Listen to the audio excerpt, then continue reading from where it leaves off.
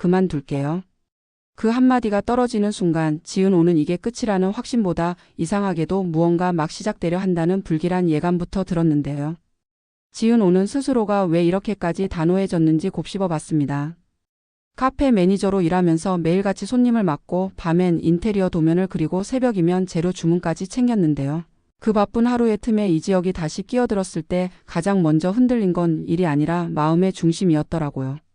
지은호는 오래전 고백을 거절했던 이지혁을 아직도 이름만 들어도 가슴이 움찔할 만큼 좋아했는데 좋아한다고 말할 권리를 스스로 포기한 사람처럼 조심조심 뒤로 물러나는 버릇이 생겼습니다.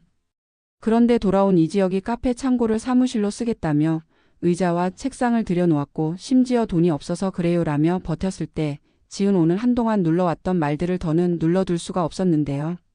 선배는요, 자유로운 척, 정의로운 척 했는데 결국 돈과 출세가 중요했던 거 아니에요?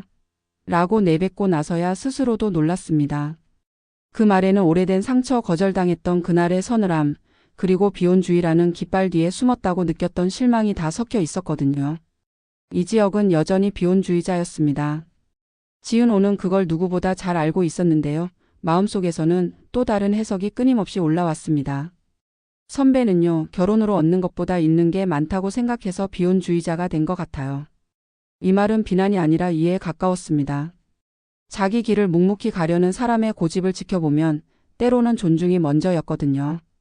다만 문제는 그 고집이 지은호의 일터 한가운데로 걸어 들어왔다는 사실이었습니다. 카페 창고 벽에 뚫려 있던 작은 구멍을 볼 때마다 지은호는 자신에게 허락 없이 연결된 통로를 발견한 사람처럼 불편했는데요. 창고에 있어도 내가 보여요. 제가 창고에 있어도 선배가 보여요. 그게 제겐 일이고 생활이고 숨 돌릴 공간이었는데요. 이렇게 말하고 돌아서면 늘 뒤늦게 죄책감이 따라붙었습니다. 어쩌면 이지혁이 정말 바닥부터 다시 시작하려고 애쓰는 걸지도 모른다는 생각이 들었거든요. 박성재의 존재는 지은호에게 늘 복잡한 감정의 퍼즐을 가져왔습니다. 박성재는 이지혁의 절친이면서 지은호에게 오래전부터 다정하게 다가온 사람이었는데요. 지은호는 그 다정함이 고마우면서도 죄스러웠습니다. 박성재를 본부장님이라고 부르게 된 건 명함 때문이었는데 호칭이 달라지는 순간 관계도 눈에 보이지 않게 선이 그어졌다고 느꼈습니다. 박성재는 왜 연락도 없이 돌아왔냐고 이지혁에게 화를 내곤 했는데 지은호는 둘 사이에 낀 자신이 이상하게 더 미안했습니다. 본부장님, 제 일이라서요. 저한테 맡겨두세요. 이렇게 거리를 두면 박성재는 늘 한 박자 물러섰는데요. 그 물러섬이 오히려 지은호에게는 더 큰 압박이었습니다. 나를 믿고 기다려준다는 게 이렇게도 무겁구나. 지은호는 그렇게 생각했는데요. 그 무게는 언제나 이지혁의 이름을 들을 때마다 더 무거워졌습니다. 가족은 지은호의 견고한 이유이자 끝없는 과제였습니다. 엄마 정순이는 혼자 식당을 지키며 하루하루를 버텼고 동생 지강호는 일감을 잡았다 놓았다 하며 자존심과 현실 사이에서 흔들리고 있었는데요. 지은호는 월세와 카드값, 엄마의 병원비 영수증을 종종 이에 붙여가며 괜찮아요. 이번 달도 어찌어찌 되더라고요 라고 웃었습니다. 그 웃음 뒤에는 종종 늦은 밤에 눈물과 메모가 있었는데요. 다음 달엔 디자인 의뢰 하나 더, 공정관리 외주 일건, 영상 편집 아르바이트라도 붙여서 계획표를 촘촘히 채워도 마음 한쪽은 늘 허전했습니다. 오래전부터 꿈이었던 인테리어 디자이너로서의 자리, 그 자리를 향해 한 계단씩 올라가고 있다고 믿었는데 카페는 그 꿈을 지키기 위해 선택한 일터이면서 동시에 생계를 위해 포기해야 했던 시간들이 고스란히 쌓여 있는 공간이었거든요. 그래서 그만둘게요 라고 말했을 때 사실 지은호는 카페에서의 안전한 습관을 끊고 내 일을 내 이름으로 시작해보겠다는 선언까지 같이 하고 있었던 셈이었습니다. 하지만 선언은 선언일 뿐 첫날 밤부터 현실이 수치를 들이밀었는데요. 그날도 엄마와의 통화가 길어졌습니다. 오 지은호, 그만두긴 왜 그만둬. 사장님이 널 얼마나 믿는데. 그리고 우리 이번 달은 괜찮다 했잖아. 엄마 정순이의 목소리는 다독임에 가까웠지만 지은호는 속으로 이렇게 대답했습니다. 엄마, 제가 제 자리에서 저를 지키지 못하면 그 어떤 자리도 끝내 제 자리가 아니더라고요. 말로 꺼내진 못했지만 그 생각이 밤새도록 가슴을 두드렸습니다. 다음 날 지강호는 누나, 그 선배라는 사람 진짜 뭐야? 카페에 눌러 앉았다며? 누나가 뭘 그렇게 참아? 라며 핏대를 세웠는데요. 지은호는 가족이니까 더 신중해야 해라고만 말하고 고개를 숙였습니다. 이 가족에게 또 하나의 폭풍을 데려오고 싶지 않았거든요. 박성재는 지은호에게 뜻밖의 제안을 했습니다. 인테리어 프로젝트가 있어요. 우리 쪽 계열에서 운영하는 갤러리 라운지 리뉴얼인데 실력 있는 사람이 필요하대요. 지은오 씨가 하면 좋겠어요. 말끝은 조심스러웠는데요. 지은오는 그 조심스러움 속에 깔린 마음을 정확히 느꼈습니다. 고마웠습니다. 그런데 단숨에 하겠습니다라고 말하지 못했는데요. 박성재가 내미는 기회가 지은오에게는 선물 같으면서도 약속처럼 느껴졌기 때문이었습니다. 본부장님, 저를 생각해 주시는 건 알겠는데요. 제가 제 자격으로 들어가야 해요. 누군가의 마음으로 들어가면 나올 때 마음까지 다치게 되더라고요. 박성재는 한동안 말이 없었습니다. 알아요. 지은오 씨가 그런 사람인 거. 그 말이 오히려 지은오의 마음을 더 흔들었는데요. 누군가가 자신을 끝까지 존중해 준다는 사실이 때로는 이 지역의 빈자리를 더 선명하게 만들었기 때문이었습니다. 이 지역은 자존심과 현실 사이에서 서툰 타협을 하려 했습니다. 카페 끝나면 내가 사무실에서 조용히 있을게요. 너 안 보이게. 이 말은 배려처럼 들렸는데요. 지은오에겐 더 깊은 갈등의 시작이었습니다. 보여요, 선배. 안 보여도 보여요. 그게 문제예요. 마음속에서는 오래전 장면들이 휙휙 지나갔습니다. 대학 시절 선배로서 다정했고 누구보다 똑똑했고 늘 바른 결정을 할 줄 알았던 이지혁. 그 사람에게 고백을 건넸던 어느 날 미안해라는 한마디가 찬물처럼 부어졌던 기억. 그리고 그날 이후로 지은오가 스스로에게 걸었던 약속, 더 이상 같은 실수는 하지 말자. 그런데 사람이 마음을 배울 때는 늘 실수부터 하고 난 다음이더라고요. 지은오는 이번에도 실수와 약속 사이에서 오래 서 있었습니다. 심리적 클라이맥스는 예상치 못한 시간에 찾아왔습니다. 카페가 문 닫을 시간이 다 되어갈 때 이지혁이 계산대 앞에 조심스레 종이를 올려두었는데요. 사업 계획서였습니다. 간단한 시작 비용과 예상 수익, 그리고 인테리어 콘셉트를 손으로 그린 스케치까지 들어 있었는데 맨 앞장에는 도움을 요청합니다. 라는 짧은 문장이 적혀 있었습니다. 요청의 대상이 누구인지는 지은오가 읽기 전부터 알고 있었는데요. 지은오는 몸이 먼저 굳었습니다. 선배, 저한테 왜요? 라는 말이 목구멍까지 올라와 멈췄고 대신 저는요. 제 일과 제 마음을 한 번만이라도 저한테 온전히 쓰고 싶어요. 라는 말이 흘러나왔습니다. 이지혁은 잠시 고개를 끄덕이더니 웃지도 울지도 않는 표정으로 알겠어요 라고 했습니다. 그 알겠어요가 어느 쪽을 향하는 건지는 끝내 말하지 않았는데요. 모호함이 오히려 지은오의 귓가를 길게 울렸습니다. 그날 밤 지은오는 박성재에게 메시지를 보냈습니다. 본부장님 제안 검토해보고 싶어요. 다만 조건이 있어요. 제 이름으로 계약하고 결과로 평가받게 해주세요. 박성재는 빠르게 답장을 보냈습니다. 당연하죠. 결과로 말하는 사람 제가 좋아합니다. 이 간단한 주고받음이 지은오를 조금 단단하게 세웠는데요. 동시에 마음 한쪽에 묘한 허기 같은 게 생겼습니다. 어쩌면 이지혁에게서 듣고 싶었던 말, 내 이름으로 내 방식대로라는 문장이 자꾸 겹쳤기 때문이었습니다. 또 다른 파도는 가족에게서 왔습니다. 엄마 정순이가 무릎 통증으로 병원에 다녀왔다고 했는데요. 큰일은 아니라고 하면서도 며칠은 쉬어야겠다는 말을 덧붙였습니다.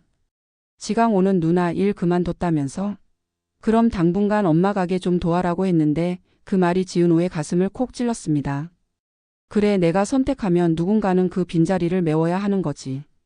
그 순간 지은오는 자신이 늘 책임감 있는 사람으로 불린 이유를 새삼스럽게 체감했습니다. 책임감은 칭찬처럼 들리지만 때때로 무거운 족쇄가 되기도 하는데요. 지은오는 족쇄를 차고도 걷는 법을 배워온 사람이었습니다. 그래서 이번에도 걷기로 했습니다. 다만 족쇄를 잠깐 푸는 연습부터 해보기로 했는데요.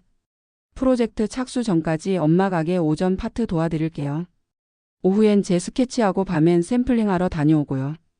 스스로 세운 타협이 생각보다 그럴듯하게 느껴졌습니다. 이쯤에서 반전이라면 반전인 일이 하나 있었는데요. 이수빈의 채널에 올라간 영상이 뜻밖의 파급력을 얻었습니다. 박성재가 얼굴을 가린 채 등장한 남친 룩북이 화제가 된 건데요. 지은오는 댓글을 훑다 말고 휴대폰을 내려놓았습니다. 내가 이걸로 흔들리면 안 되는데. 화제는 늘 기회와 오해를 함께 데려오더라고요. 실제로 카페 손님 중 몇 명은 본부장님이랑 사귀세요? 라며 물었고 지은오는 아니에요. 저희는 동료 같아요라고 얼버무렸습니다. 그 말은 절반의 진실이었는데요. 동료 같다는 말 뒤에는 늘 그 이상을 바라보는 사람이 있는데 그 사람이 제가 아니라서 문제예요 라는 속마음이 붙었습니다. 그 속마음의 주어가 누구인지는 지은오가 굳이 말하지 않아도 다들 알 것 같았지만요. 또 하나의 클라이맥스는 이지혁이 먼저 만들어 버렸습니다. 퇴근 무렵 지은호가 계산대를 정리하고 있을 때 이지혁이 천천히 다가와 말했습니다. 지은호, 너한테 할 말이 있어. 지은호는 저한테요? 선배가요? 라며 웃음인지 경계인지 모를 표정을 지었습니다. 나는 결혼을 쉽게 말하지 않아요. 아직도 비혼주의자 맞아요.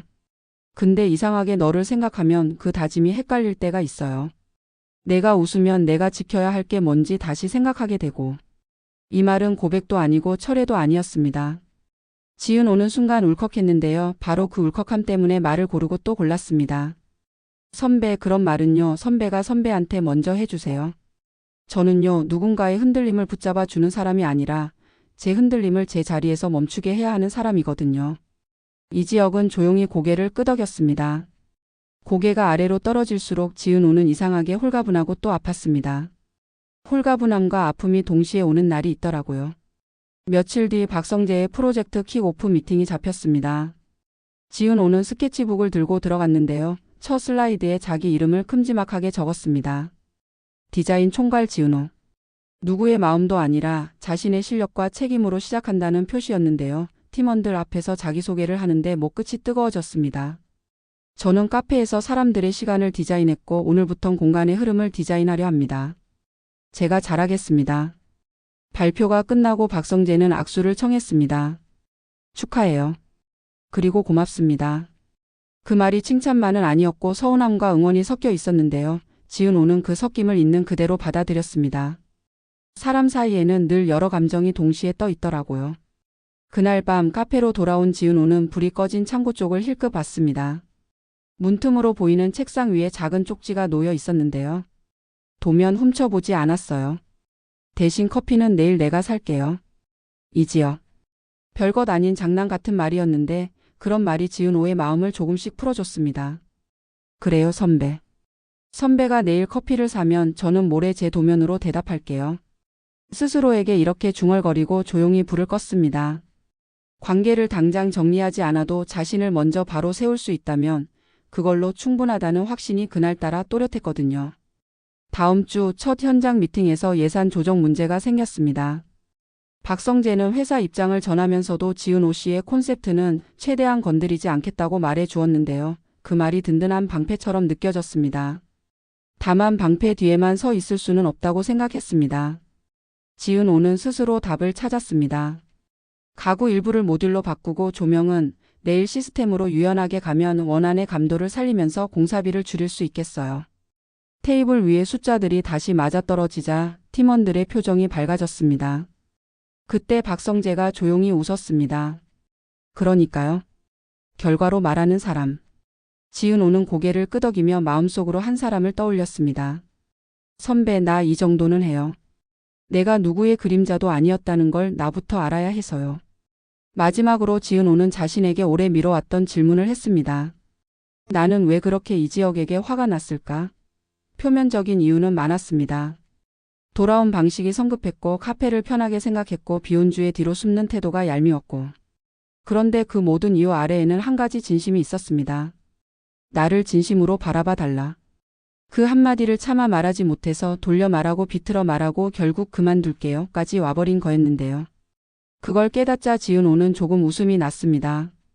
그렇게 어려운 말을 언젠가 한 번은 해봐야겠다 싶었거든요. 다만 오늘은 아니었습니다. 오늘은 자신에게 먼저 말해줄 차례였거든요. 지은호, 넌 내가 지키는 사람이다.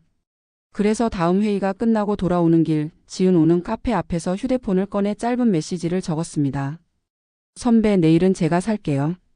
커피 말고 시간. 잠깐만요. 전송 버튼을 누르기 전 지은호는 한 번 더 숨을 고르고 화면을 껐습니다. 아직은 아닐 수도 있겠다는 생각이 들었거든요.